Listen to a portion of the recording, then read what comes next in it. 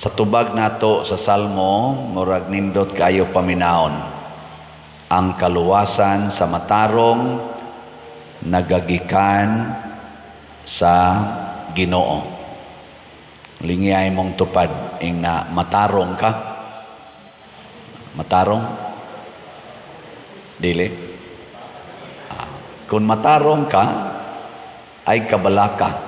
Siguro gyud kang maluwas. Mao na kanang taong matarong sama ni San Benito, kanabitang tao nga dili mosalig sa mga butang sa kalibutan o mga gahom sa kalibutan nga tawhanon. Dili mosalig ana, mao nay matarong kinsa may iyang saligan ang Ginoo. Sa dihang na amguhan ni San Benito,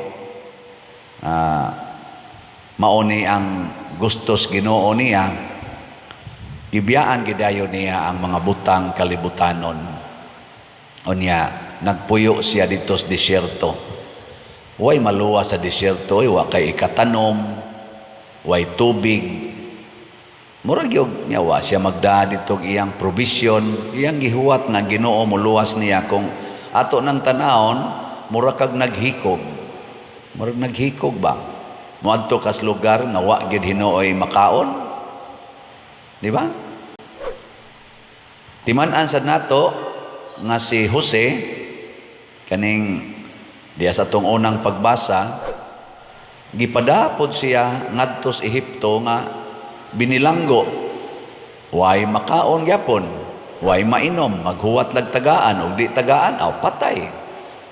Pero tanawa unsay nahitabo ni Jose, nagkasugat naman ron sila ni Jacob sa iyang papa, nahimo siyang gobernador sa Ehipto, pinangga kayo siya sa paraon ni Paraon, gipasugat pagyud ang iyang pamilya, iyang papa nga tiguang, gipadad-an pagyud mga karwahe niya, gipapuyo sila sa Ehipto.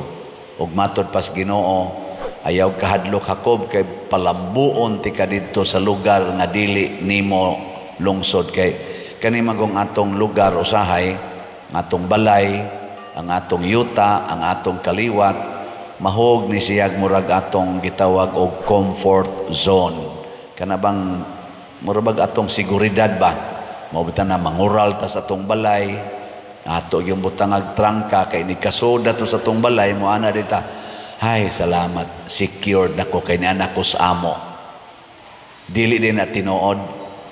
Kung naakas inyong balay, niya way Ginoo, na miligro gyapon ka. Nilay na sang lingi sa imong tupad. Ang di mo lingi, way Ginoo. Sige, lingi ako no. Yung na secured na ka sa inyo. Na secured ka? Secured? Adili. Kamong mga asawa, secured mo sa inyong bana? Ha? Labi nagdi na na muulig sa'yo. Sos, magunahuna na kag-asa gatong panuay. Ayaw kabalaka. Dili ang imong bana mo, imong securities kinabuhi. Ang Ginoo. Di ba? Kamo sa mga bana, secure sad mo ang inyong asawa.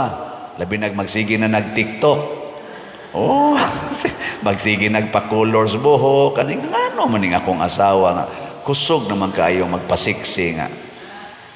Kuyos naman untani. Unsa kay nakaon ani?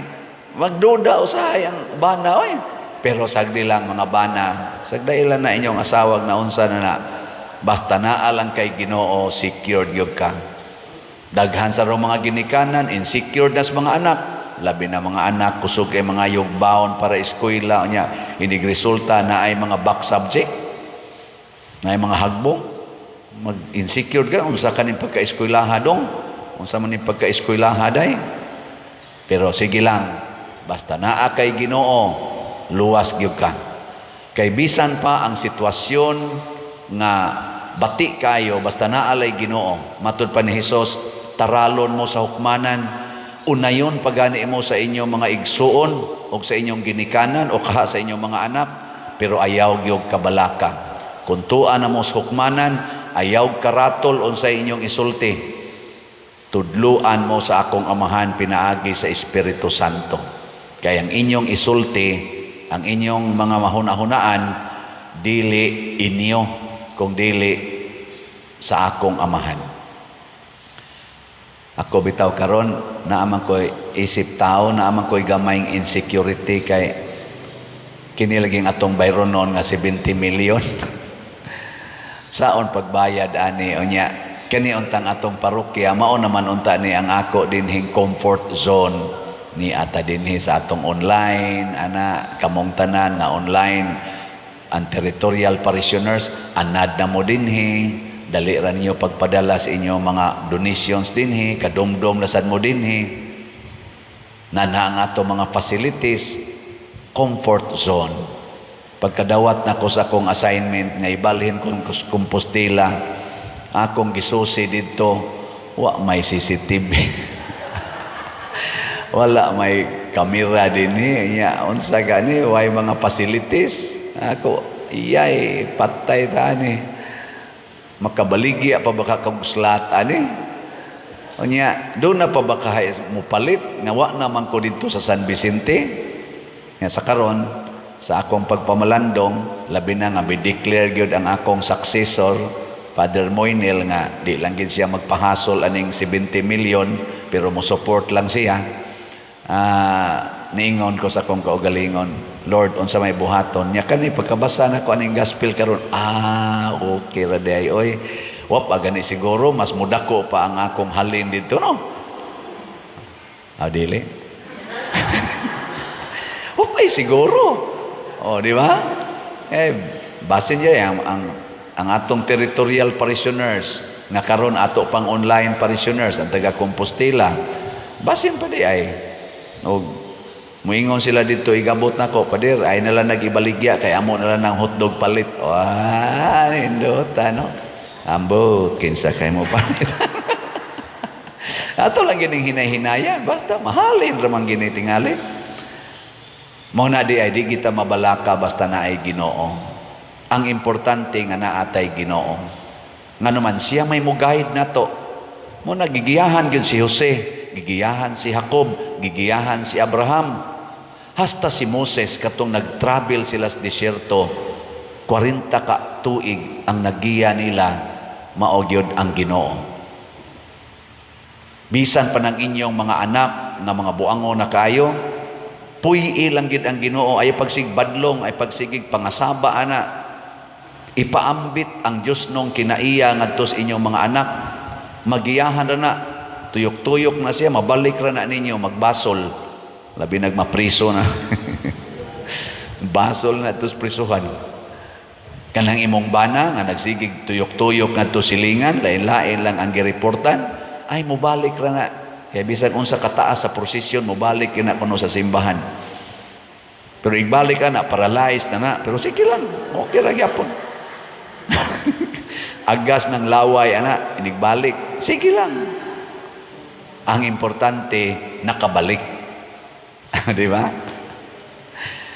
mausad na ang atong balaanong kinabuhi dunay panahon buangon kay tastanan daghan tag mga sala mahimo ako naasag ko ana usasag ko kadako kay makasasala gani hangtod karon na ipipila nga atong mga igsuon apil na akong igsuong mga kaparian mao na ilang gisigihag timaan ang akong mga sala nga hangtod karon di gid sila ganahan ako di ba kamo na amasad mo yung mga taong di gid ganahan ninyo no na di ganahan din nyo tanan di ay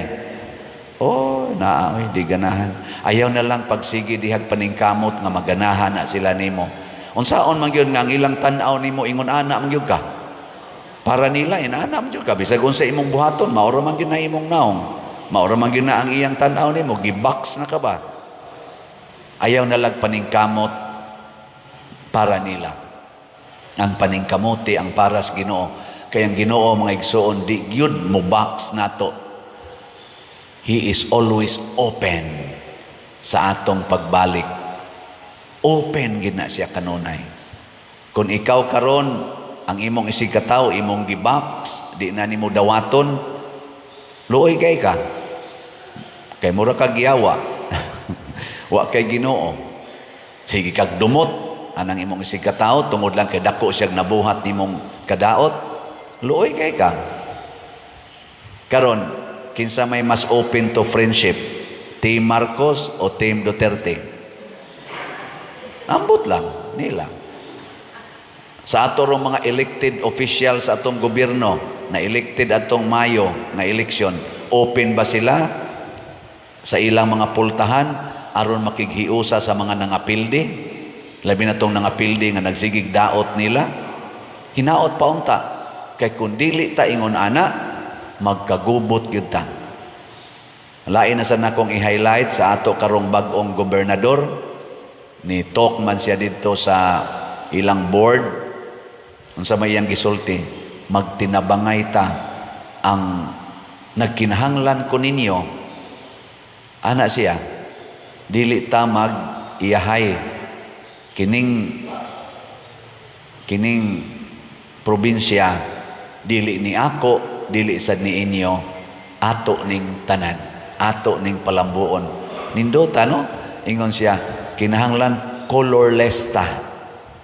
Dili na ta maghuna-huna unsay imong partido nga atong hunahon ang tao.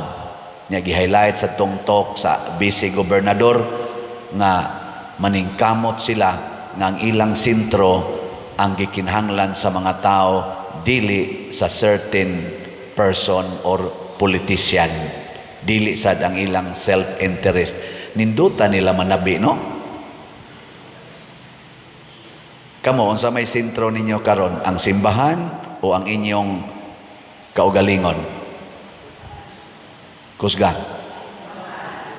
Kusga pa gyud. Pwede ba ihurot ninyo palit og slot ang inyong ang inyong kwarta, ipalit ninyo og slot? Okay ra ba na ninyo para sa simbahan o dili? Wa na tingog. Mao na matod pa ni Attorney Ropil, kanis Attorney Ropil muram sa nig may kay mo okiok, mura bag-anay ba, musod yun nga to sa ilawom. Ingon din siya, basig sa bakba ra ni ha, Vice Gob, or Gob Pam, basig sa bakba ra ni, may kayo tamis kay paminaon, pero ang buhat di ay, wa maigo. Hinaot unta, nga puyan ninyo. Matod pa sa mga comment, walk the talk.